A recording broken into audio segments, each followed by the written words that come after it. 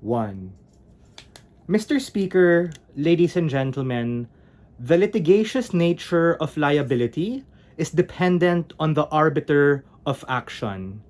For instance, if I buy a knife and stab my partner, Matthew, is it the lab who created the Japanese technology of the blade who is going to be liable for that action? Or is it even the department store who sold me that particular blade? It's me.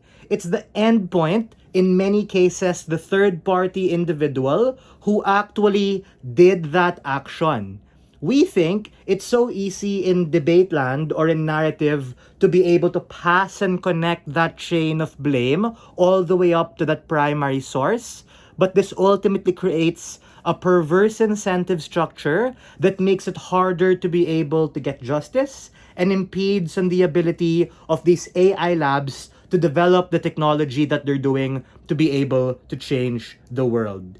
In majority of these cases, it's the individual or collective third-party group who had the ignorance to particularly allow something to be stolen from their database for it to be created into a weapon, or they themselves being malicious enough to be able to do this particular action. So for instance, if a hormone-filled teenager uses Telegram to be able to do hate speech or send pornography of other kinds of people, that particular person and whoever is involved to that extent should be the ones to have liability. And what? The lab that created the technology that enabled Telegram to create their messaging service and capacity to be able to spread high quality images all over the world, should they be blamed? We don't think so. And we think that this shielding is something fundamentally good. We do not oppose it and we support it. The push from opposition is simple.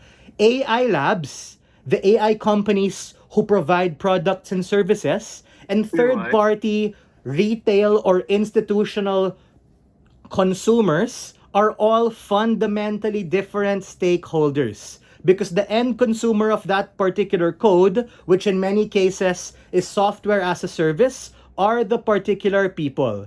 The AI lab offers and provides, in many instances, an open source code of this AI, which these companies are able to do. But in instances where it's not, and there's a profitability incentive, then it's other AI companies like large language models and other AI agents and extensions who are the ones who are able to use that and be able to create products and services that they distribute and sell to third parties because that is their business model.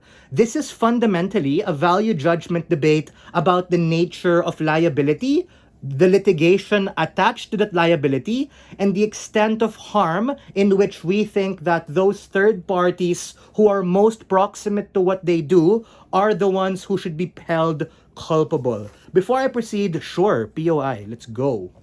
Simple question. What do you think the role of AI ethics committees are with regards to the way that they are actually entrusted with the task that AI does not create human harming techniques to be accessible to them? Yeah, the thing is, like, AI is such a new technology, like, we're not entirely sure the extent of what it can do. And on both sides of this debate, we have ethics committees and regulatory bodies, all the way from the AI app lab level, all the way to the consumer level. Meaning, obviously, when shit hits the fan, when there are perversions involved, those particular individuals who violate those ethics are the ones who should be culpable. So if I hurt Matt through AI, like I say bad things about him, or I create perverted texts in his particular caricature, then I should be the one to be held accountable. That is specifically what this debate is about. First, impact and push coming from side opposition. AI labs, in majority of cases, are the ones who provide the code and technology for this to be able to exist. In many cases, this can be open source, but in instances like what I mentioned in my framing, actually make it so that these things can be distributed in a particularly good manner. Because they develop it in the name of innovation.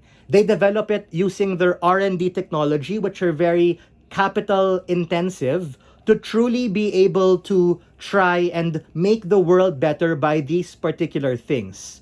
We think in status quo when they engage in business or in commerce, meaning the AI lab with the other AI companies who later on sell to retail consumers. These are the very people who actually have processes and legally binding mechanisms to make sure that these things are legitimate. That in and of itself is able to limit the extent of their liability and the litigation that can be attached to them. For better engagement and a funner debate, yo, POI again, let's go.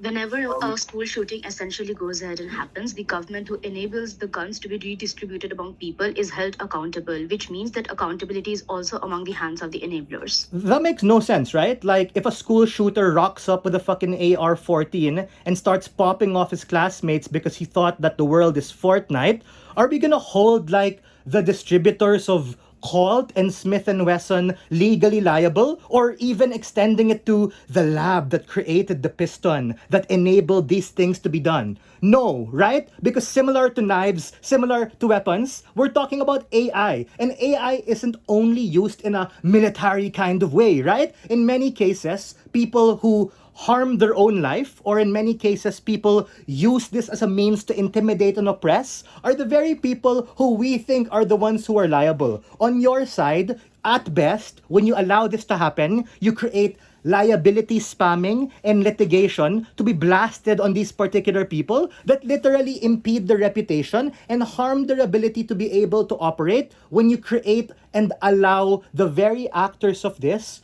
to wash their hands clean when they can easily scapegoat, they provided it to me, I didn't know how to use it. All these things make them the fall guy and ultimately perpetuate that vicious cycle and perverse incentive structure of using this hardware and this software in a particularly perverse and pernicious way. And for all of these reasons, to protect them and arrive at better justice, we are proud to stand on side negative.